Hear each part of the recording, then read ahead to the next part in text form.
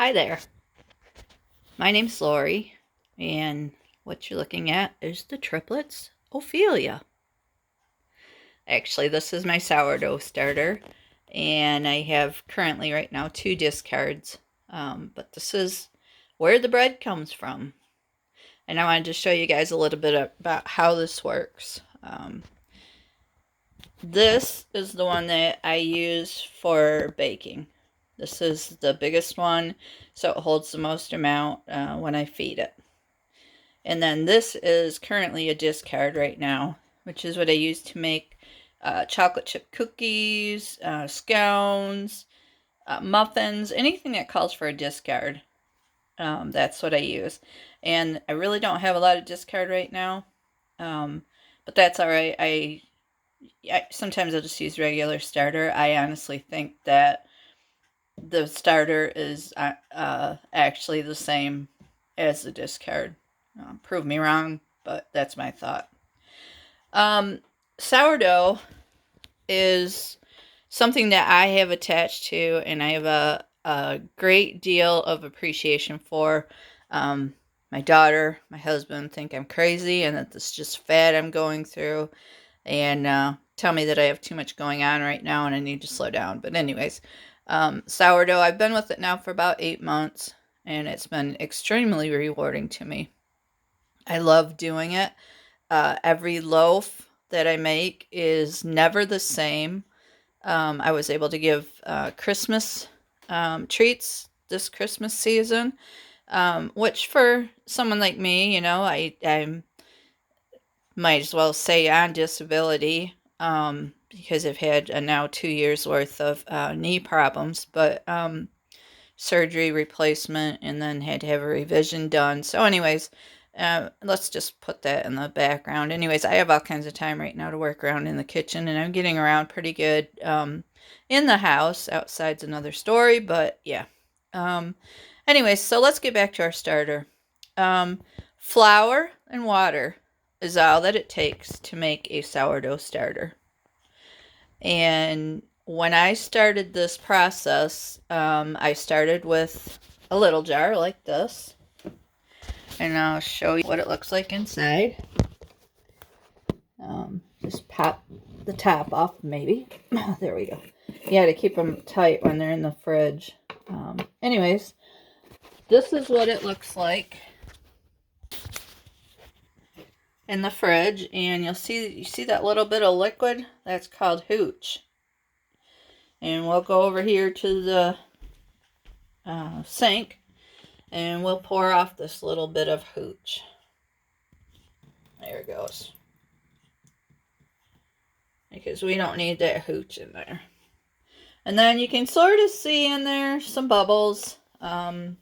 This one doesn't have a lot in it, so it's kind of hard to see. Oh, there's still some more hooch in there, but I'm not worried about it. But yeah, this is how it works. So what I do from here is, if I were going to cook with this tomorrow, say, this evening, I would feed this. And that is why there's a rubber band on here. Because when you feed your sourdough, everybody's got a theory about ratios and 2 to 1, 1 to 1, 3 to 1, 2 to 2. I don't follow ratios for the simple reason that I know how much I'll need to make basically what I'm going to make. And I know that this product that's in this jar, this sourdough starter, is active. And whatever I feed it, it will activate.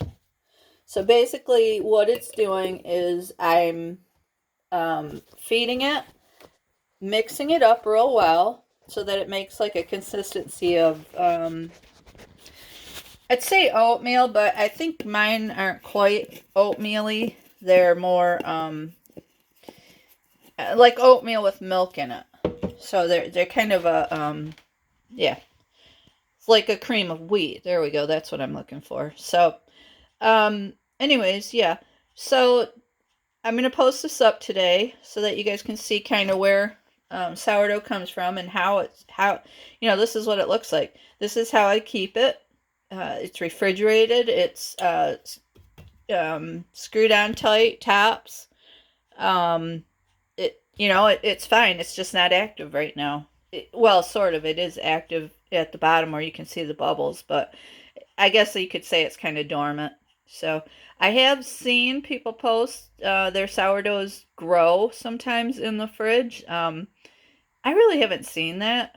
Mine does it. I leave it out in the counter overnight, and if I have any reason to cook tomorrow, or to start tomorrow, I'll show you what it looks like when it's grown. But currently, right now, this is where I'm at.